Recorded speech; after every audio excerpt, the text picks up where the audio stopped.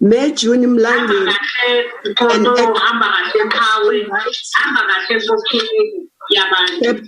kept the fires burning as Babu Mlangeni spent the time in prison, and his children too spent many years hard work and dignity that Comrade Mlangeni appreciate this government by the contribution that our leaders and Mlangeni throughout his life. The representatives of the family are daughter Sylvia Mlangeni and granddaughter Sibongile Ngwenya. Over to you, family members. Daughter Sylvia Mlangeni and granddaughter Sibongile Ngwenya.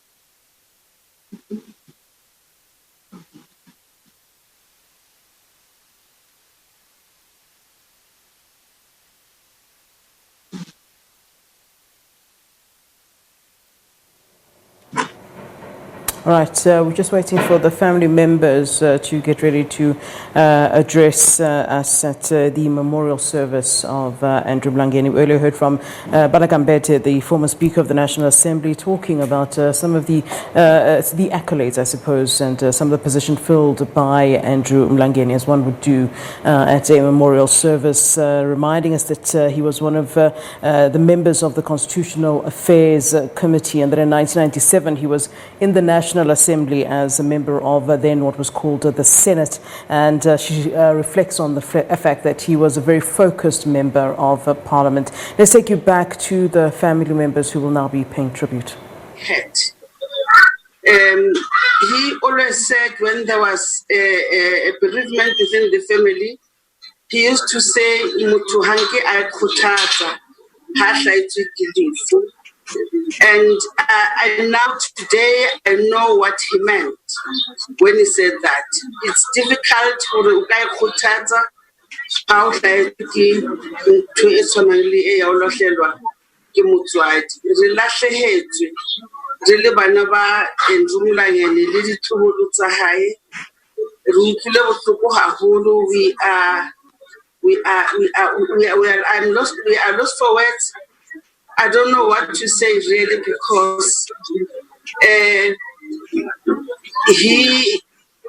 when he went to hospitals before he passed on, it was on a Tuesday, he said, if they say they want to admit me today, I will say to them, no, not today, but tomorrow.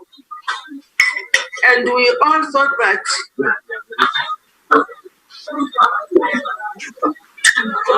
yes. We thought that he would come back because he was walking, although he was being aided by us. And he said, I'll come back and pack my bags for admission the following day. I said to him, why do you want to be admitted the following day? If doctors say they will admit you today, why would you say you want to be admitted the following day? He said, I don't know. And we just laughed about it. And we thought, no, maybe they'll treat him and he will come back home. Sorry. We thought that he'll be treated and come back home. Not knowing that we were seeing him for the last time. We will miss him. We'll miss him deeply. He was not only our father, the family of Mlangeni, all the family of Mlangeni and the Ligwabas will miss him dearly. As I said, he was not only our father, he was a father to everyone, every South African. As a person who went for 26 years, not only for us, his children and grandchildren, but for all South Africans. We shared him with the world. When we wanted something from him as his children, he would rather say, I will help you, but first of all, I will help someone who is not my child. That's how much he loved South Africa, the people of South Africa. We have lost a pillar. We have lost a father. We have lost a grandfather, a great-grandfather. He's leaving us with heavy hearts. My sister Maureen, my younger brother-in-law, our children, I can't count all of them, 10 of them, and great children, we will always miss him. Always miss him. But because we know that he would not want us to cry, but instead celebrate his life.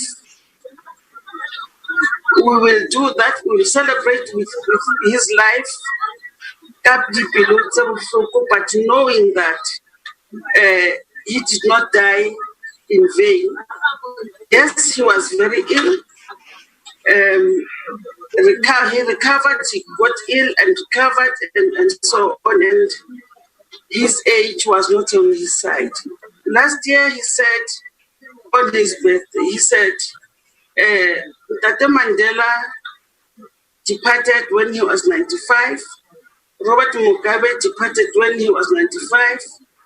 I think next year, meaning this year, when I turn 95, I'll follow them, and it really happened.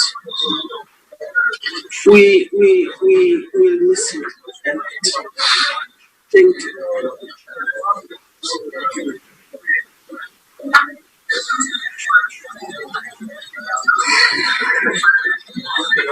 Program Directors, the ANC Secretary General, Dr. Isma Fashule, the esteemed international friends of South Africa, China, UK, Namibia, and many more, trustees of June and Andrew Mlangeni Foundation, the alliance partners of the ANC, SADC, SABC, all fellow speakers who spoke and those who are still going to speak. I greet you all. Kulu was a man of order and keeping time was his second nature. So let me cut to the chase and say all protocol observed. My name is Mlangeni, one of the many grandchildren of Kulu, and Mlangeni. I'm the granddaughter of a man who was born on a farm under a system that one could characterize as feudalism because of land dispossession that befell Africans in the land of their birth. Under the farm labor tenancy system, it meant Kulu and his siblings, just like his parents, were destined to be a farm labor. He had to be groomed to plow and tend the plants and livestock of the past. The type of system regrettably still obtains today in some parts of our country, 25 years into democracy. Indeed, it is not yet uhuru for the majority of our people in our country. Ironically, Kulu made a narrow escape from that ordeal in 1934, when his family, post the death of our late great-grandfather, Matia, were forced out of the farm because the male figure of the female was no more. Saved by the death of his father, what a paradox. Kulu, among many things, was very passionate about education. Some of the people who used to quote him often thus, Marcus Garvey, who used to quote him often thus, I quote, liberate the mind of a man, and ultimately you will liberate the bodies of men, close quote. Kulu would always say he thought Garvey was asserting the primacy of education in its totality. That is the investment in actual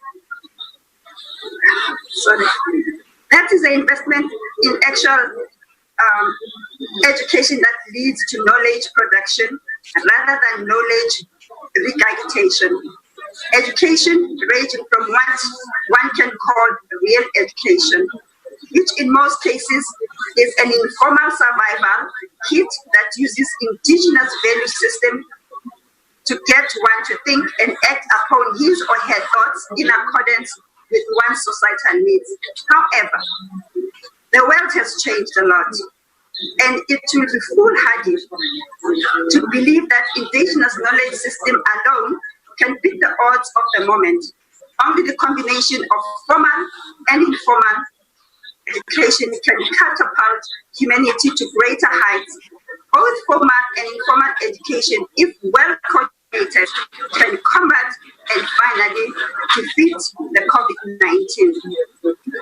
Kulu also used to quote his fellow comrade, Nelson Mandela, who said, and I quote, education is the most powerful weapon which you can use to change the world, close quotes. To my peers, young people, and fellow monarchs, let's take this as an instructive call to action.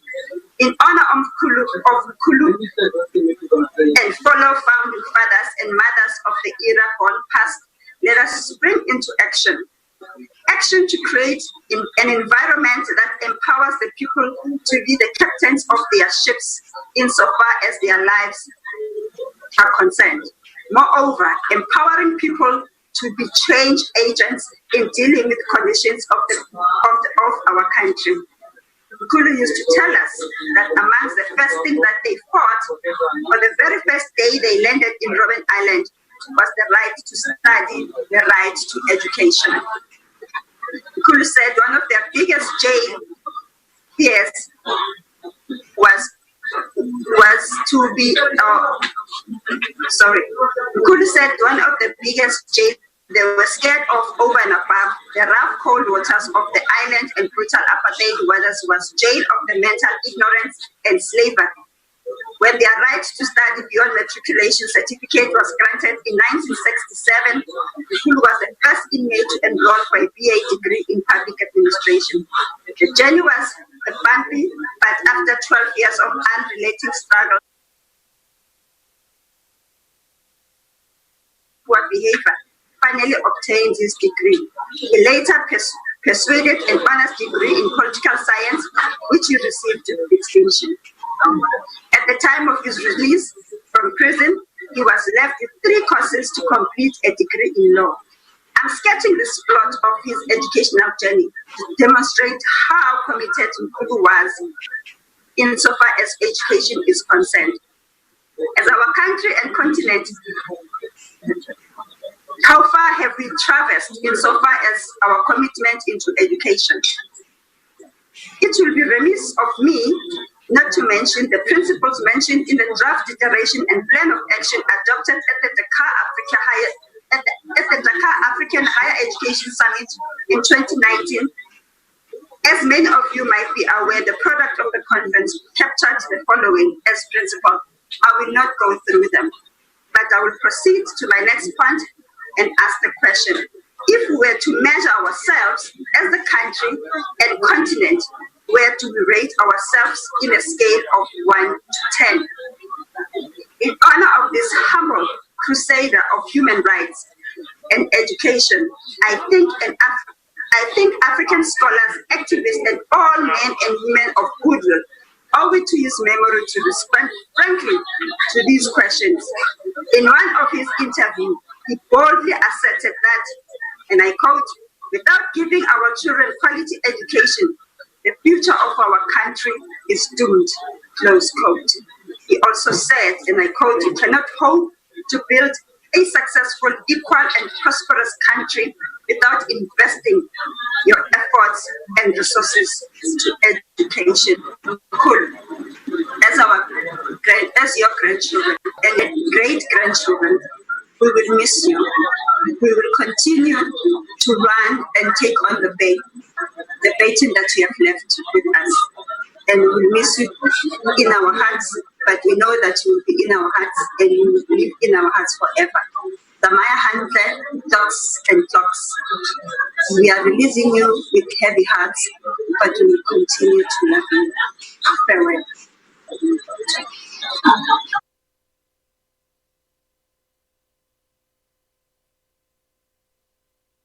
Words and for sharing him with us and the world.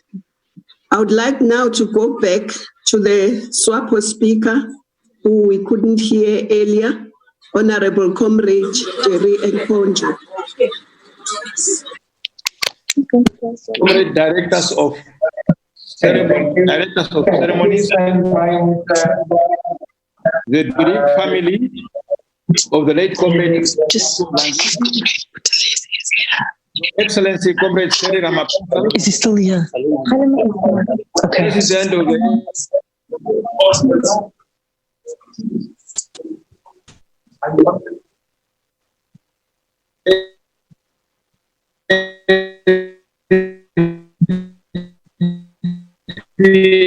end of the Republic of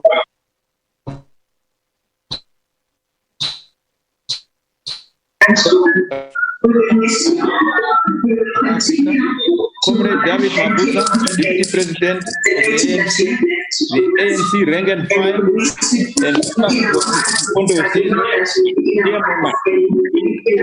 on behalf of the SWAPO Party of Namibia, its entire leadership and rank and file, I am honored to exchange this message of condolences to the African National Congress on the occasion of the memorial service of the late comrade and friend of the SWAPO Party, Comrade Andrew Mlangeni.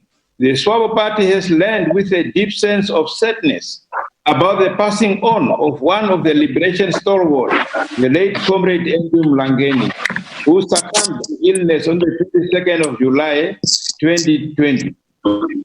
My name is Jerry Nkonjo, a member of the Namibian Parliament representing the SWAPO Party. In 1973, I was arrested by the apartheid South African white minority regime here in Windhoek and sentenced to 8 years imprisonment on Robben Island, where I stayed until 1981. It was during that time that I came to know the late comrade Andrew Mlangeni. Although he was in a different section of the prison, we always had ways to communicate. SWAPO Party and the ANC are sister parties that share a long fraternal relationship forged during the dark protected days of the national liberation struggle of our two neighboring countries, South Africa and Namibia. As former liberation movements, our people have fought against the colonial apartheid regime together, side by side. Our people have shared and faced the might of the apartheid regime head on, which led to part of our political leadership being incarcerated on the infamous cells on Robben Island as political prisoners. Comrade Mlangeni joined the countless icons of our struggle for self-determination, whose esteemed contribution laid the path for our independence and freedom. It is therefore appropriate that the SWAPO Party and the ANC continue with this sacred cordial relationship for eternity. Therefore, on behalf of the SWAPO party leadership, as well as its rank and file, and indeed on behalf, it is with profound humility and respect that I extend our sincere and deepest condolences to the bereaved family for the loss of a beloved husband, son, father, brother in arms, and above all, a fellow freedom fighter. May the Almighty Lord give you solace and strength during this moment of sorrow and bereavement. May the soul of this gallant son of the African soil rest in eternal peace. Long live the friendship between the ANC and the SWAPO party. I thank you. Long live, thank you. I would like to go back to Honorable Prince Mangosuthu Buthelezi, who we couldn't hear earlier. Thank you.